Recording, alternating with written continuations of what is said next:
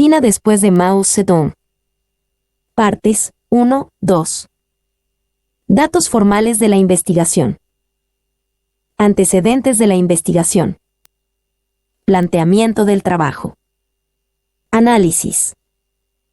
La reestructuración de Deng Xiaoping. ¿Hacia una revolución económica, ideológica y estructural? Conclusiones. Bibliografía. Partiendo de la necesidad de construir el socialismo como característica china integrando los preceptos básicos del marxismo con las condiciones actuales de China, debemos mantener la política de vigorizar la economía interna y de apertura al mundo exterior, y acelerar la reestructuración de la economía nacional en su conjunto, pero concentrando la atención urbana para crear una situación nueva y favorable a nuestra modernización socialista. 12º Comité Central del Partido Comunista Chino. 3 Sesión plenaria. 20 de octubre de 1984. Un-Y Chiao. Decisión del Comité Central del Partido Comunista Chino sobre la reforma de la estructura económica. Taipei, diciembre de 1984. En Un-Y Chiao, reforma de la estructura económica del régimen comunista chino. Edición de la Liga Mundial Anticomunista, República de China, 1985. Pag 2. Datos formales de la investigación. Título de la investigación. China después de Mao. Investigador. Andrea Mella Figueroa. Resumen de la investigación. El trabajo analiza la reestructuración de China post-Mao Zedong, principalmente desde el punto de vista económico, pues es desde este punto que se trastocan los demás ámbitos de la sociedad político, social, cultural. Por citar algunos más, destacamos que la presente investigación tiene su objeto de estudio en las reformas económicas implementadas por China luego de la muerte de Mao Zedong por cuanto significan precedentes del cambio social, y son expresión misma de este. No es interés del presente trabajo analizar estas medidas en su dimensión económica, por cuanto no se poseen los conocimientos plenos para este estudio. Antecedentes de la investigación. 2.1.1 Definición del problema a investigar. El problema a investigar trata sobre la relación que se establece entre los ámbitos político y económicos, estudiados específicamente en la aplicación de las reformas económicas de Deng Xiaoping en 1978 y cómo éstas han influido o no en la organización política. La importancia de resolver el tema planteado.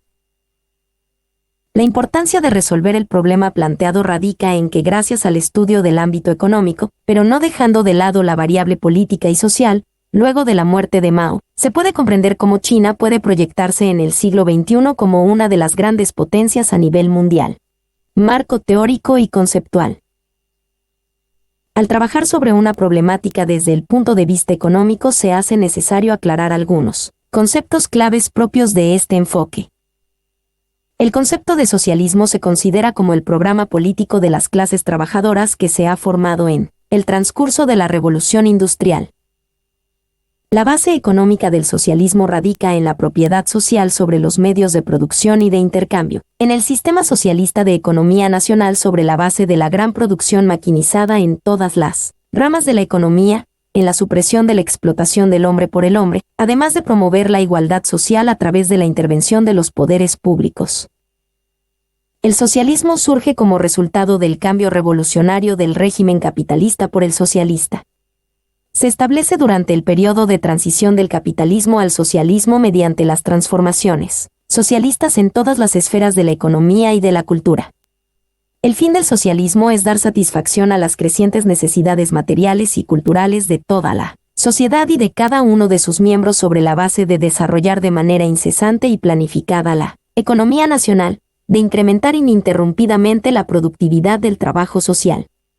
La economía socialista se apoya en la propiedad estatal de todo el pueblo, que pertenece al pueblo entero en la persona del Estado, y en la propiedad cooperativo-coljosiana, que es una propiedad de grupos, colectiva.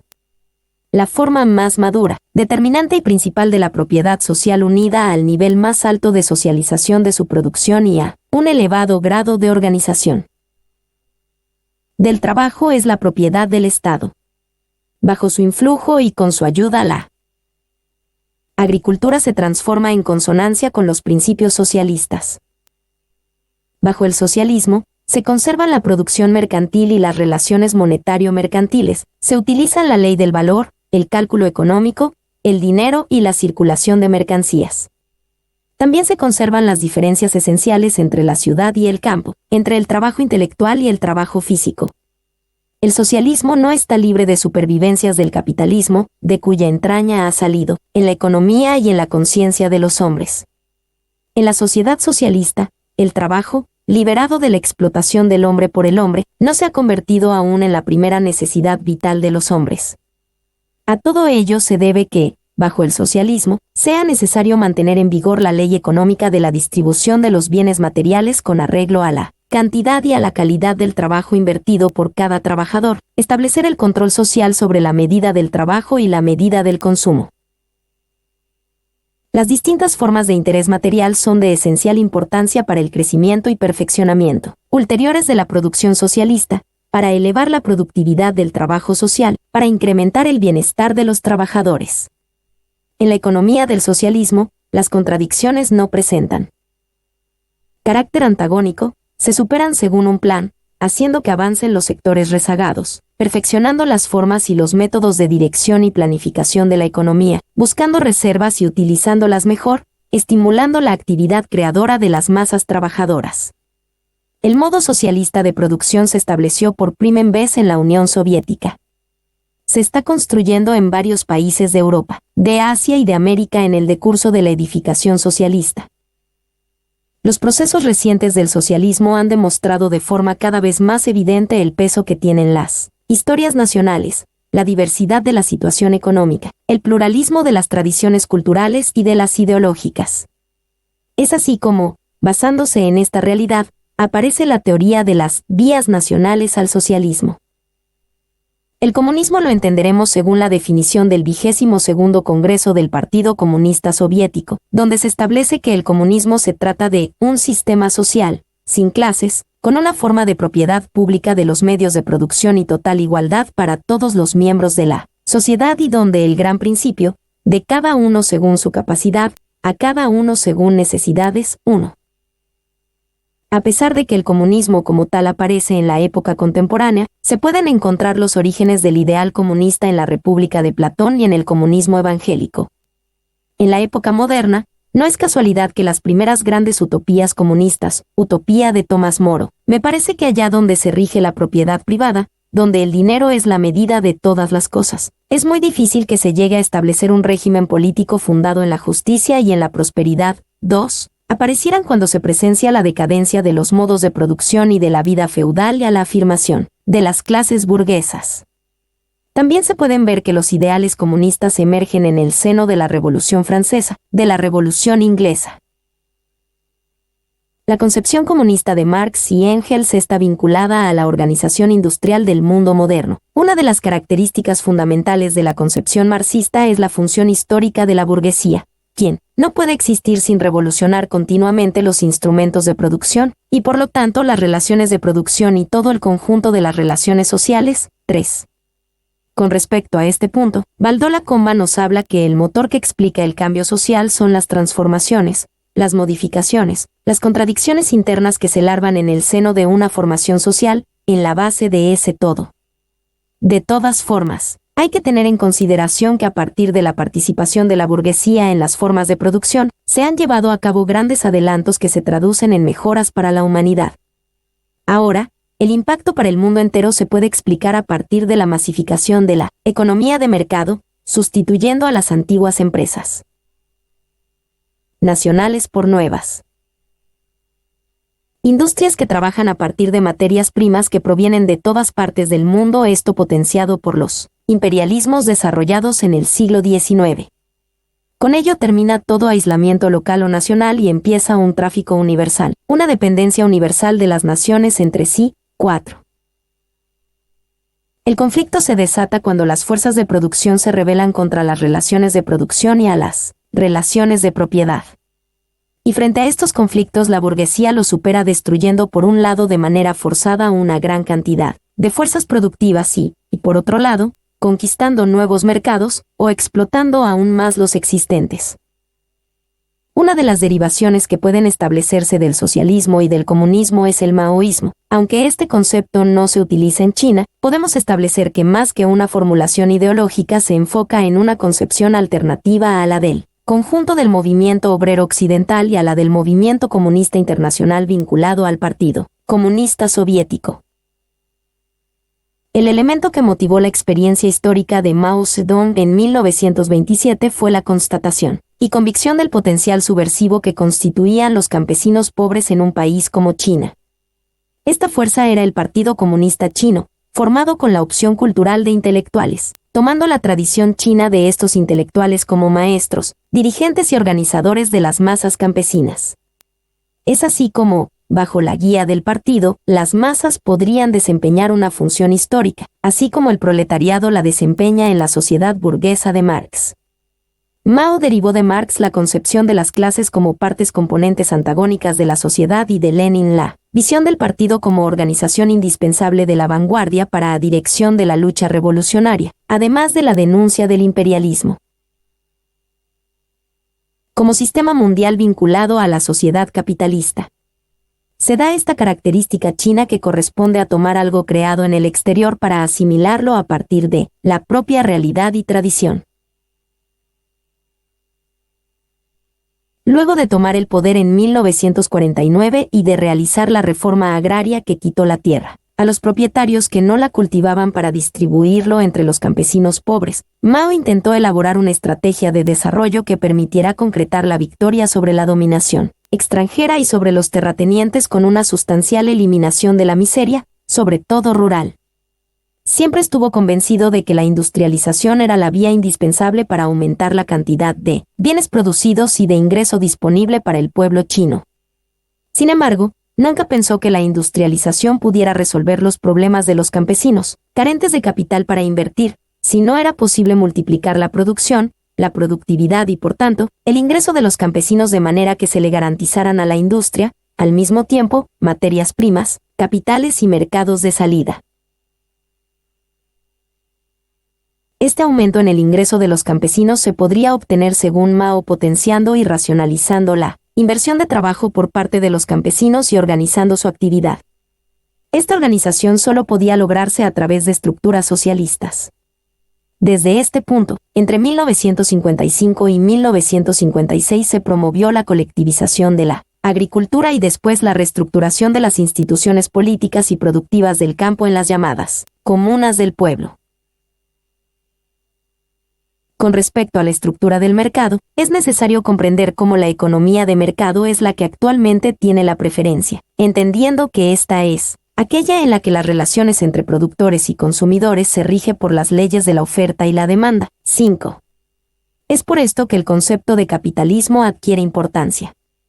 El capitalismo posee ciertas características dentro del conjunto de conductas individuales y colectivas, referentes a la producción, distribución y consumo de bienes. Estos rasgos se pueden considerar como propiedad privada de los medios de producción, para cuya activación es necesaria la presencia de un trabajo asalariado formalmente libre, un sistema de mercado basado en la iniciativa y en la empresa privada, procesos de racionalización de los procedimientos directos e indirectos para la valoración del capital y la explotación de las oportunidades de mercado con fines de ganancia. 6. La racionalización política culmina en la formación del sistema político liberal, que coexiste con el capitalismo ya que es el Estado quien brinda un marco legal para el funcionamiento del capitalismo como lo es la defensa de los derechos privados en la empresa y de la fuerza de trabajo de la explotación, además de la creación de infraestructura para la reproducción de esta fuerza de trabajo, transportes, educación, urbanismo. De todas formas, se hace necesario aclarar que este sistema capitalista no puede ser aislado, sino que más bien debe considerarse en un contexto extraeconómico. Planteamiento del trabajo. Hipótesis del trabajo. El sistema chino a partir de la economía de mercado conforme a los procesos de globalización y de influencia extranjera, Ha debido adaptarse a estos nuevos elementos a través de cambios en el sistema económico, abriendo los mercados y modificando las estructuras de producción, pero no necesariamente modificando la estructura política, económica y social en su totalidad, lo que lleva a un mantenimiento del sistema político en la actualidad, a través del Partido Comunista, junto con la aparición de un nuevo concepto, el sistema socialista de mercado chino. Todo este proceso se ve intensificado cuando Deng Xiaoping accede al poder. Objetivos de la investigación. El objetivo principal de esta investigación es poder comprender las reformas, especialmente económicas, implantadas por Deng Xiaoping cuando asumió el poder en 1978. Este objetivo nació a partir de cuestionamientos propios realizados en una primera instancia. Las principales preguntas son: ¿cuál es el sistema económico y político de la actual China? ¿Cuáles son los efectos que produce la apertura del mercado en China? ¿Cuáles son los pasos actuales de China con respecto a la propiedad privada? ¿Cuál es el papel del Estado? ¿Cuál es la importancia del paso al capitalismo? ¿Cómo afectó la ideología de Mao a este proceso? ¿Cuáles son los beneficios de la economía socialista de mercado? Como se puede ver, estas preguntas reflejan una cierta ignorancia con respecto a la temática, por lo que se hizo necesario una revisión, en primer lugar, de la historia de China para comprender los grandes procesos que ha atravesado a lo largo de los años. Como objetivo secundario se puede establecer que corresponde a responder las preguntas formuladas en una primera instancia, para así poder obtener una amplia visión del proceso por el cual China atravesó, pero también para poder tener información, conocimientos para poder analizar su situación actual, que aunque no es trabajada en esta investigación, sí se considera un objetivo implícito. Metodología y técnicas a emplear. Las técnicas empleadas serán simples: acceso a material, bibliotecas, archivos, fondos, etc., la condición y motivación de cada bibliografía. Esta investigación se ha concentrado en la revisión bibliográfica. En segundo lugar, se procederá a la utilización del material en la elaboración del proyecto. Análisis. Con el fin de obtener una amplia visión de la historia de China, como ya se aclaró, comenzaré a partir de los libros de Fairbank, China, una nueva historia, y Carrington Goodrich, Historia del pueblo chino. A continuación se presenta una concisa y reducida historia de China que germina tras dichas lecturas. Breve historia de China. Podemos encontrar los vestigios más antiguos de su civilización entre los siglos XIX y XVII a.C., donde vemos cerámica con decoración pintada geométrica y también cuchillos de hueso y hachas de jade. En la antigua China hubo 3 dinastías legendarias: Xia, Shan y Zhou. Investigaciones nos llevan a concluir que estas dinastías se sucedían una a la otra mediante guerras, pero no hay evidencia de alguna intrusión violenta por parte de otras culturas. Por otra parte, las antiguas capitales de las dinastías Xia y Shan demuestran el poder de un reinado basado en una agricultura sedentaria y mediterránea, es decir, no tenían un comercio fluvial con culturas externas. Es durante estas dinastías que surge del primer gobierno central que comienza a expandirse a través de la guerra, donde ayudó la producción de armas de bronce, el comercio y también la superioridad global de las funciones rituales y litúrgicas del rey, quien era mediador entre los antepasados y fuerzas de la naturaleza y los súbditos. El Estado surge finalmente a raíz de la conquista de los Zhou sobre la dinastía Shan cerca del año 1040 a.C. El dominio Zhou quedó constituido por medio del establecimiento de lo que se ha denominado una red feudal, a través de la concesión de tierras a los hijos de los gobernantes Zhou para dirigir a 50 o más estados vasallos. Aunque siguieron ocupando el parentesco para la organización política, crearon una nueva base de legitimidad adoptando la teoría del mandato celestial, es decir, el poder provenía de una deidad impersonal, el cielo, que determinaba qué familia era la más apta para gobernar. Durante este periodo se vislumbran a los sabios y profesores quienes buscaban definir las bases teóricas del poder estatal y del orden social y para aconsejar a los gobernantes de cómo volver a la Edad de Oro. Dentro de estos pensadores encontramos a Confucio, 551 a.C., y Mencio, 372-289 a.C. Dentro de esta variedad de poderes, finalmente el rey Qin se otorgó a sí mismo el título de primer emperador y para poder gobernar efectivamente, se promovió la burocracia dividiendo el territorio en 31 condados y se creó una élite separada de la ya existente. La dinastía Han comenzó a regir en el año 206 a.C., al igual que los Qin, la burocracia afirmaba el poder del Estado a través del correo gubernamental, los inspectores regionales, entre otros medios. Esta dinastía gobernó durante 4 siglos donde aumentó la población y también la cantidad de tierras en manos de magnates locales. Por otra parte, el crecimiento económico estimuló el comercio internacional y la expansión militar. Hubo un nuevo desarrollo, enriquecido por las aportaciones exteriores, en ciencia, arte, literatura, música, industria y deporte. Un ejemplo de este desarrollo es la creación de relojes de sol y de agua muy precisos.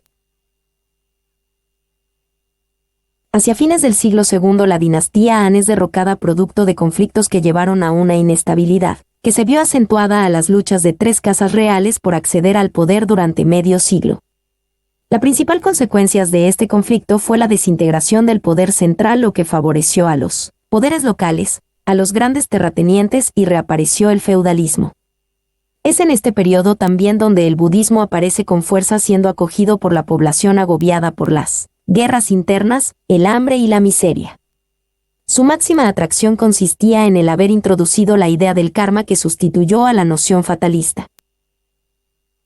Al mismo tiempo el taoísmo comenzaba a transformarse en religión. Organizó en un todo sistemático las primitivas creencias y costumbres originales que giraban en torno del culto a la naturaleza, que se consideraba animada.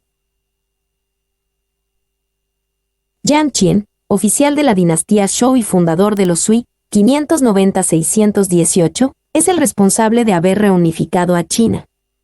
Este gobierno, a pesar de su corto tiempo, se le reconoce importantes obras. Reinició la expansión territorial en el sudeste, se mejoró la administración interior, hizo construir el Gran Canal, restauró la Gran Muralla. El budismo que había sido perseguido volvió a tener el rango de oficial.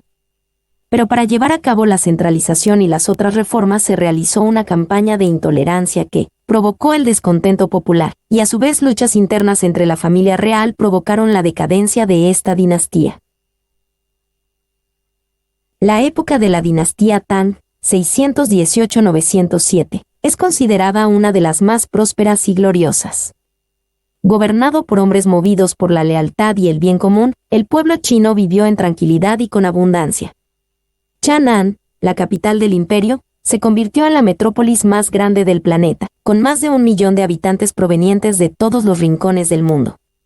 Después de que el país estuvo pacificado, imperio fue dividido primero en 10 y luego, en el 733, en 15 provincias.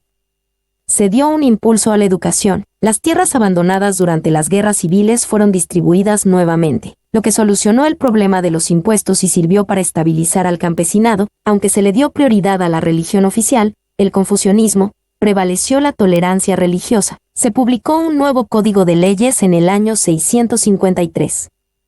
Pero el invento más importante realizado en la dinastía Tang fue la imprenta con letras de madera, que hizo posible la reproducción de textos a gran escala, y también permitió el papel moneda que reemplazó a las antiguas monedas. La era de Sui Tang fue un periodo de rejuvenecimiento para China, en la cual las energías de los diversos estados, largo tiempo disipados por las luchas intestinas, se juntaron para llevar adelante al imperio.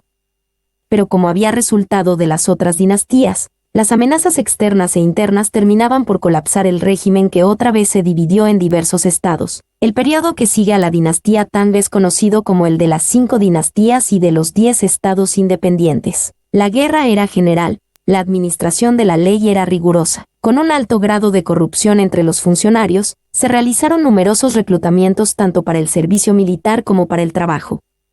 La descentralización del poder hizo que bajara la moneda tanto que el trueque se generalizó, en resumen una anarquía en gran parte del país. Carrington postula que este es uno de los periodos de mayor crisis en la historia de China, pero el recuerdo de la unión anterior, concepto que no era propio de Europa, asociado al orden, a la prosperidad y a la posibilidad de gloria hizo que se optara por la vía de la unión. La dinastía de San, 960-1279, volvió a reunir el poder en sus manos. Al contrario de las de An y Tang, esta dinastía no se distinguió por el aumento de dominios. Los enemigos que rodeaban a China eran poderosos y el ejército imperial era deficiente, por lo que las conquistas no fueron importantes. Pero lo que sí se destaca en este periodo es la maduración de los elementos incorporados durante las dinastías An y Tang. La arquitectura naval llegó a su propio desarrollo y con ello el tráfico marino favoreció el uso de artículos importados y un contacto más amplio con otros pueblos como los judíos y árabes. Otro importante adelanto corresponde a la aplicación de la pólvora, y en la medicina se introdujo la vacunación contra la viruela. Paralelamente a la dinastía San aparecía el poder de los mongoles, pueblo que puede ser identificado desde el siglo IV. En 1213, Gengis Khan consiguió entrar en China tras conquistar un paso de montaña y comenzó la conquista del Imperio Central, pero por problemáticas en los territorios conquistados, su hijo, Agdai, comenzó la dinastía Yuan, 1260-1368. Quizás el emperador más destacado es Kublai, nieto de Gengis Khan, quien detentó el mayor poder en la historia de China, al ser el emperador que más territorios ha tenido bajo su poder. Nuevamente, el descontento entre la población y de las otras casas reales provocaron revueltas que llevaron a la decadencia de una dinastía. Esta vez surgen los Ming, 1368-1644. Las primeras preocupaciones fueron la reorganización del territorio, la eliminación de amenazas subversivas, la promulgación de un nuevo código, la reconstrucción de las defensas del país, entre otros. También se lanzó una campaña de expediciones navales cuyas razones aún se desconocen, pero sus consecuencias fueron beneficiosas para la economía y dieron un gran prestigio exterior. Pero estas expediciones cesaron súbitamente y sin un motivo claro aún, y se revivió la política de que los barcos chinos no se aventuraran fuera de las aguas costeras con el objetivo principal de la defensa del territorio. Es desde este momento en que se prohíbe el contacto con extranjeros y China se cierra en sí misma, mientras Europa iniciaba las expediciones por todo el globo. Los portugueses llegan a las costas chinas en 1514, y luego lo hacen los españoles, holandeses y rusos. China también cedió el poder a Japón, quien atacó directamente sus costas. Las mayores innovaciones de este periodo se pueden atribuir al Nuevo Mundo. En productos se destaca la incorporación del choclo, del cacahuate, el tabaco y de los camotes, donde el 2005 China es el principal productor mundial, cultivando el 83% del total mundial. También se realizaron innovaciones en la literatura, reinterpretación de estudios, geografía, filología, diccionarios, enciclopedias, obra de crítica literaria y artística, obras de ficción. En resumen, este periodo se aprecia la fuerte influencia europea que vivía el Renacimiento. En el siglo XVI aparecen nuevas revueltas campesinas acompañadas de una crisis en el ejército que debilitaron al gobierno, sumado a la aparición de los manchúes. 1644-1912, pueblo extranjero descendiente de los Jurchen, antepasados de los manchúes, que conformaron la dinastía Qing-no-Qing. Esta dinastía conservó casi intacta la forma de gobierno de los Ming. Tampoco se introdujeron cambios económicos o sociales de importancia en la vida china, ni tampoco hicieron cambios para transformar su economía. Adoptaron la política de dejar las cosas como antes, lo que dio espacio para reparar y conservar las obras públicas. Aplastaron levantamientos, ayudaron a las zonas más pobres, lo que permitió al pueblo chino levantarse de los periodos de crisis anteriores, y se consagraron una vez más a las artes. Continuando con lo sucedido en la dinastía Ming, se aprecia un aumento en el comercio con europeos. Se estima que entre 1571 y 1821 entraron en las Filipinas, procedentes de la América Española, 400,000,000 de dólares plata, y también relaciones comerciales con portugueses, holandeses, japoneses, indios, árabes. A partir de 1664 los ingleses comenzaron a comerciar en Cantón y poco a poco comenzó a aumentar hasta superar al holandés en 1689.